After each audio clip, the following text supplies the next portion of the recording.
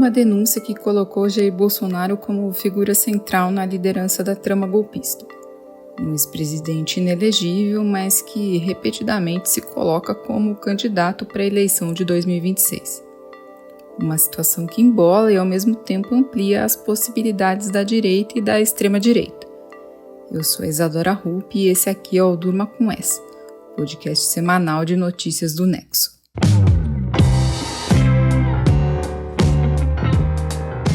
O programa desta semana tem também o colunista João Paulo Chardot falando sobre o drama de palestinos e israelenses na guerra e Ludmila Rios explicando como os nichos de conteúdos de livros no YouTube e no TikTok têm feito sucesso entre os jovens e impactado o mercado editorial.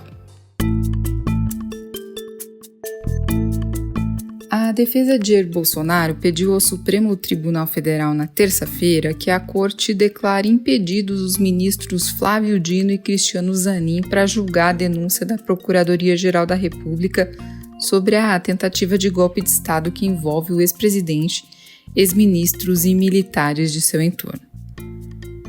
Essa é uma das estratégias do advogado de Bolsonaro, Celso Vilardi, para questionar a condução da denúncia que a Procuradoria-Geral remeteu ao Supremo na semana passada.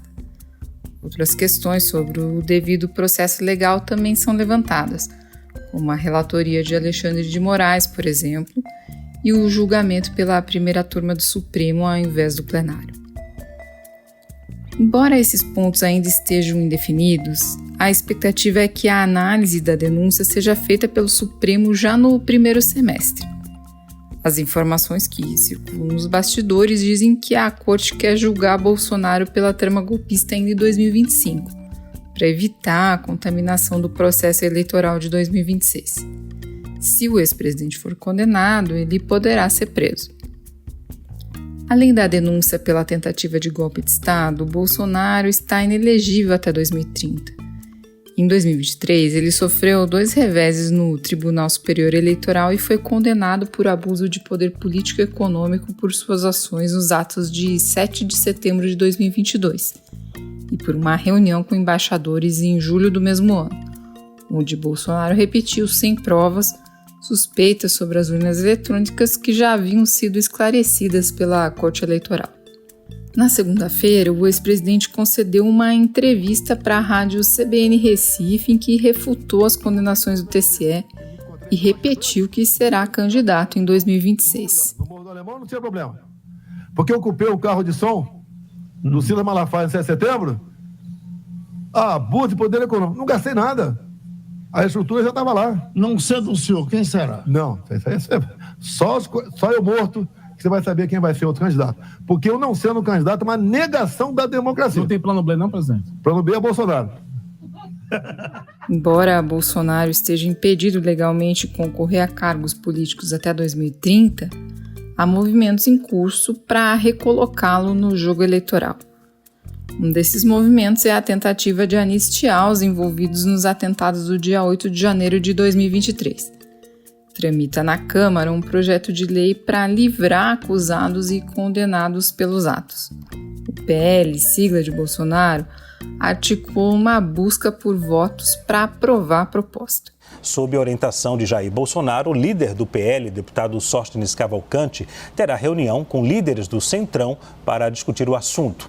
A CNN, Sóstenes calcula já ter alcançado 230 dos 257 votos necessários. O partido contabiliza votos em todas as demais legendas que formam a base do governo, a exemplo do PP, União Brasil, Republicanos e PSD. Apenas siglas de esquerda seriam contra o projeto. Apesar de não haver acordo com o presidente da Câmara, Hugo Mota, para avançar com o projeto, a estratégia do grupo de Jair Bolsonaro ainda será pela demonstração de que conta com um número suficiente para aprovar a matéria. Outra investida dos bolsonaristas é contra a lei da ficha limpa. Bolsonaro e a bancada do PL na Câmara estão mobilizados para afrouxar a legislação, alegando que ela só serve para perseguir políticos de direita. Jair Bolsonaro, qual o crime? Reunir-se com embaixadores? Após o desfile, ocupar um carro de som e fazer um pronunciamento? Abuso de poder político? e abuso de poder econômico? Ou seja, a lei da ficha limpa hoje em dia serve apenas para uma coisa: para que se persiga os políticos de direita. No passado, a lei da ficha limpa foi um tema caro para o Bolsonaro e o seu clã. Eles defendiam a legislação que ficou atrelada à pauta anticorrupção. Agora, a ideia é tentar mudar as regras legais para diminuir o tempo da inelegibilidade de 8 para 2 anos. E, com isso, habilitar o Bolsonaro para concorrer à presidência da República em 2026. Por mais que Bolsonaro e outros políticos estejam articulados em torno de propostas para que ele possa concorrer no ano que vem, a denúncia da PGR pôs um freio nesses projetos. Eleito presidente do Senado pela segunda vez no início de fevereiro, o senador Davi Alcolumbre, do União Brasil, respondeu que a anistia não está em debate ao ser questionado sobre o andamento dessa matéria no Congresso. Isso não é um assunto que nós estamos debatendo. Quando a gente fala desse assunto todo instante, a gente está dando de novo a oportunidade de nós ficarmos na nossa sociedade dividindo um assunto que não é o assunto dos brasileiros. Até agora, além de Jair Bolsonaro, só 2 pessoas se colocaram como candidatos à presidência da República para 2026. Uma delas é um político, o governador de Goiás, Ronaldo Caiado, do União Brasil. Em uma publicação na rede social X, Caiado anunciou que é pré-candidato à presidência da República e que o anúncio oficial será feito por seu partido em um evento em abril. Caiado, porém, foi considerado inelegível por 8 anos em dezembro de 2024 em primeira instância pela Justiça Goiana, por abuso de poder político e econômico naquele ano, quando apoiou Sandro Mabel, do mesmo partido, para a Prefeitura de Goiânia. Ainda cabe recurso da decisão e análise em instâncias superiores. Embora tenha uma boa avaliação como governador de Goiás, o nome de Caiado ainda é pouco conhecido nacionalmente. Uma pesquisa da Atlas Intel, realizada em fevereiro, mostra Caiado com 5,9% das intenções de voto, atrás de Lula, com 41%, e do governador de São Paulo, Tarcísio de Freitas, do Republicanos, com 26,2%. O outro candidato à presidência que se colocou diretamente como opção é um outsider, o cantor sertanejo Gustavo Lima, que recentemente esteve envolvido em investigações sobre lavagem de dinheiro e ocultação de valores oriundos de empresas de bets, as casas de apostas virtuais. Em janeiro, pesquisa da Genial Quest o apontou como o nome mais competitivo da direita contra Lula. Em uma simulação de segundo turno, o atual presidente teria 41% dos votos e o cantor sertanejo 35%. Naquele mês, Lima tinha manifestado a sua vontade de concorrer à presidência. Pessoal, tudo bem com vocês? Olha, passando aqui para deixar um grande abraço para todo mundo e dizer que eu estou muito feliz. Hoje de manhã foi publicada uma pesquisa do Instituto Genial Quest e eu confesso a vocês que eu não esperava por um resultado desse agora, já que o Brasil tem tantos nomes que eu gosto e respeito. Já que vejo o Instituto Ser, que foi o que mais acertou as pesquisas nas últimas eleições, eu vim aqui de coração dizer a vocês que gostam de mim, que me acompanham, uma única coisa: só Deus, só Ele lá pode parar um sonho. Então, bebê, queria dizer para vocês que eu estou aqui ouvindo vocês, independente de qualquer coisa, tá? O Brasil tem jeito, não vamos desistir do Brasil. Acho que a parte mais difícil da minha vida foi sair de onde eu saí e chegar até aqui. E de onde eu saí existem milhões. De toda forma, a mim me importa. Nossa história está começando agora. Viva o Brasil, vamos com tudo. Que Deus nos abençoe.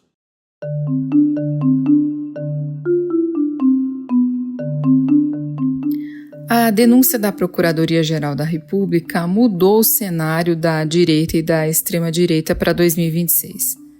O cientista político Cláudio Couto, que é professor da Fundação Getúlio Vargas de São Paulo, disse para o Durma que, por mais que Bolsonaro ainda se coloque como candidato à presidência no ano que vem, ele não é viável para a próxima disputa. Eu acredito que o Bolsonaro é sim uma carta fora do baralho para a eleição presidencial de 2026, né? Porque dou como líquido e certo que ele vai ser condenado, né, por esses processos aí todos nos quais ele está envolvido, e no caso agora particularmente por essa acusação feita pela PGR do seu envolvimento, e mais do que tudo, né, da sua liderança na tentativa de golpe de Estado, e não vejo como ele tenha como escapar disso. as provas são muito contundentes e eu imagino que o Supremo tenha todo o interesse em julgar isso rapidamente ainda nesse ano, o que o torna inviável como candidato para 2026. Claro que isso não quer dizer que ele não possa ter, em alguma medida, alguma ascendência sobre quem será o seu substituto. Segundo o cientista político, o substituto mais óbvio para o Bolsonaro seria o seu filho 03, o deputado federal Eduardo Bolsonaro, que surgiria como uma versão melhorada do pai. O bolsonarismo tem um elemento forte aí de empreendimento político familiar. E o Bolsonaro é, dos 3 filhos, aquele que encarna o personagem do Bolsonaro melhor do que todos. Né? O Flávio é muito mais esse articulador de bastidores, né? Tem um pouco essa postura de político mais convencional. O Carlos Bolsonaro atua muito mais nessa questão da comunicação, das redes e, digamos, tem um tipo muito mais estranho para poder aparecer como um candidato majoritário. E o Eduardo não, ele parece uma versão, eu diria, bastante rejuvenescida do pai, mais elaborada, mais requintada em alguma medida. Então, me parece o nome mais provável, além do que ele tem essas articulações no âmbito internacional que também dá a ele uma certa força. Mas não é de se descartar o apoio de Bolsonaro e sua família a algum ungido do ex-presidente, como o Tarcísio de Freitas. Segundo Cláudio Couto, o governador de São Paulo seria o nome mais óbvio depois de Eduardo Bolsonaro, mas Tarcísio avaliaria alguns pontos antes de tentar a empreitada, como o quanto o governo Lula estará enfraquecido até o período eleitoral de 2026 e as suas chances de reeleição ao governo paulista. Por hora, Tarcísio tem desvantagem em relação a Lula, segundo pesquisa Quest divulgada no começo de fevereiro. Em uma simulação de segundo turno, Lula aparece com 43% dos votos e Tarcísio com 34%. Ao jornal Folha de São Paulo, Tarcísio disse recentemente: "Não serei candidato, ninguém fala por mim, não tenho interesse."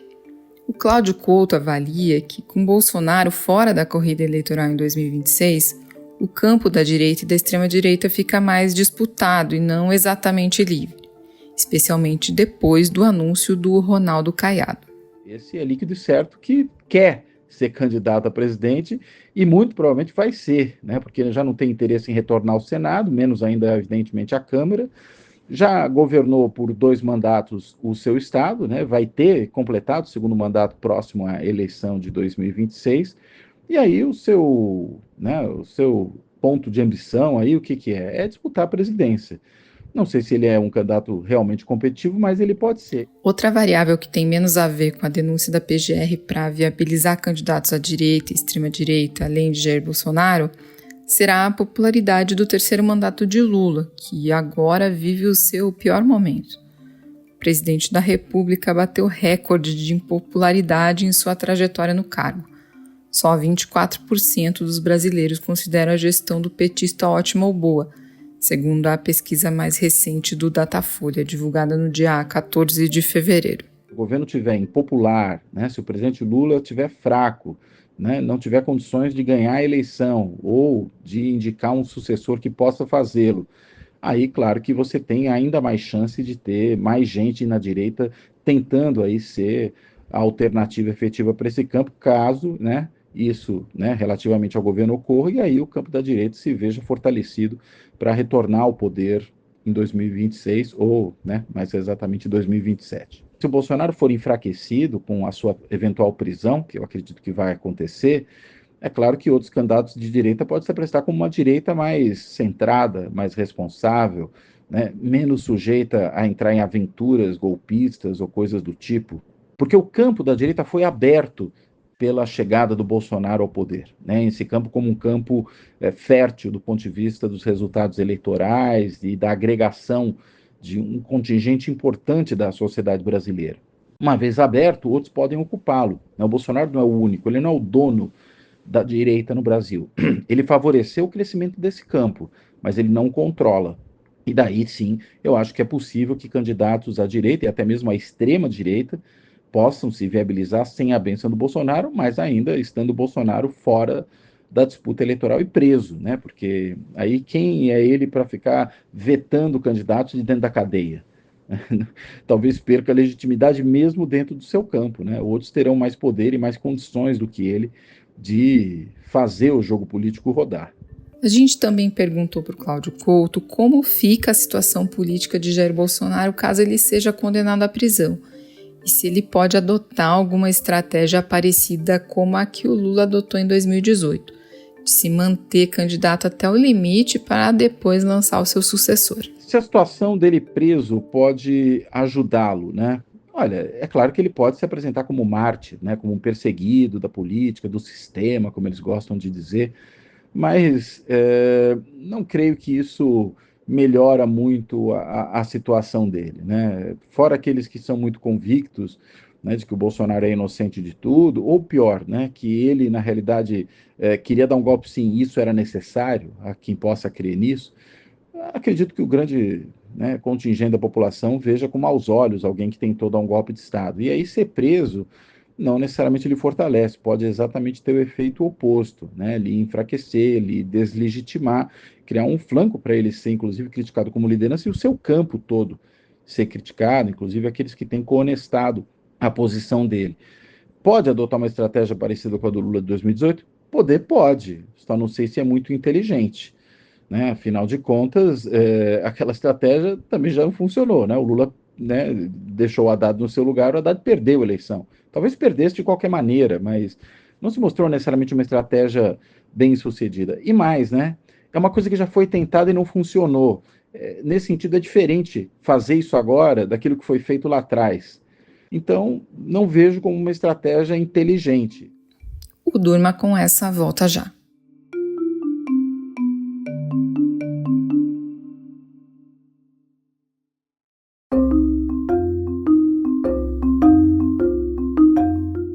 O acordo de cessar-fogo entre Israel e Hamas resultou em cenas de reféns libertados pelo grupo extremista, levando a comparações entre os dramas de cada lado da guerra.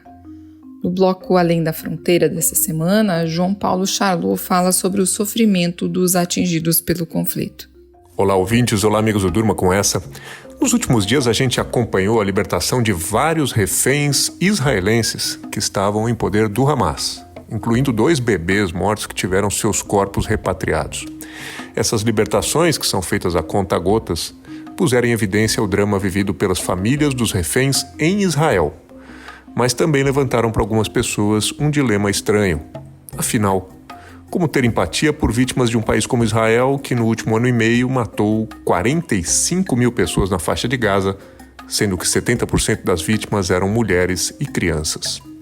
Bom, na coluna que eu escrevi essa semana para o Nexo Jornal, argumento que esse é um falso dilema moral. Não existe comparação possível entre a escala da destruição provocada por Israel na faixa de Gaza e as mortes provocadas pelo Hamas em Israel. Mas tampouco acho que esses dramas deveriam ser comparados, porque do ponto de vista humano não tem o menor sentido montar uma competição de sofrimentos que busque desmerecer ou diminuir quem quer que esteja sofrendo. Na coluna eu explico o conceito de justiça restaurativa, na qual se busca dar voz e vez a todas as vítimas para que seus relatos, suas experiências de sofrimento sejam acolhidas de maneira digna, sejam validadas independentemente da posição política a qual essas vítimas estejam ligadas. A justiça restaurativa foi muito usada para superar as marcas deixadas pelo regime do apartheid na África do Sul. Ela não busca apagar os crimes, nem igualar a dor de um lado e de outro. Apenas oferece um caminho de empatia para as famílias que, dos 2 lados, foram massacradas por esse drama. Se essa questão é familiar para você, se ela é discutida no seu círculo de amigos, se ela passa no seu feed de rede social, então dá uma olhada na coluna e veja se essas ideias fazem sentido para você.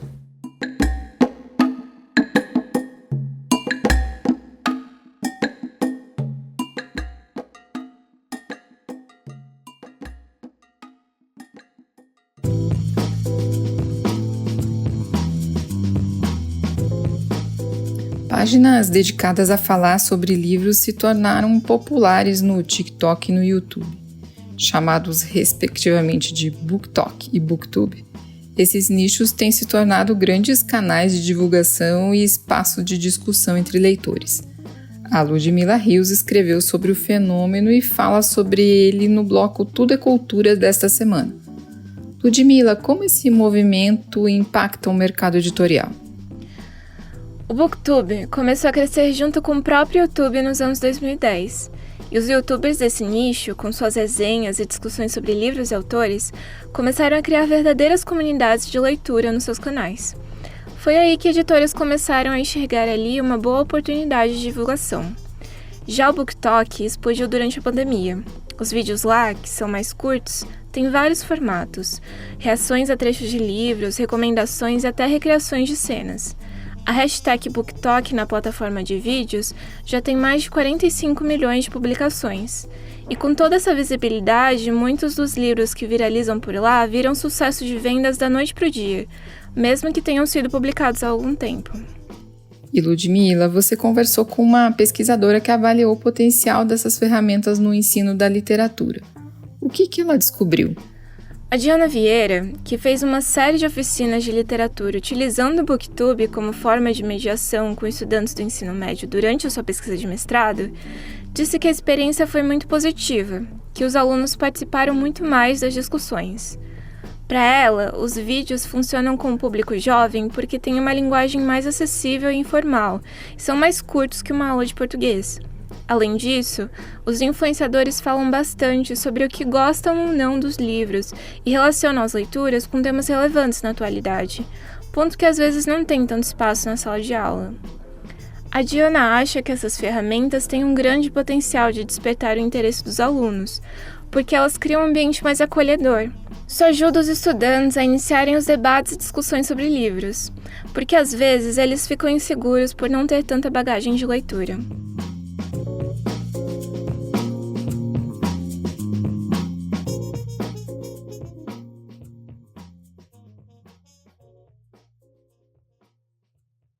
Se você quiser se aprofundar nos temas que a gente tratou no programa desta semana, entre em nexojornal.com.br. Do impacto da denúncia de Jair Bolsonaro para a direita brasileira nas próximas eleições, passando pelo conflito na faixa de Gaza e terminando com o fenômeno do Booktube e do BookTok, durma com essa.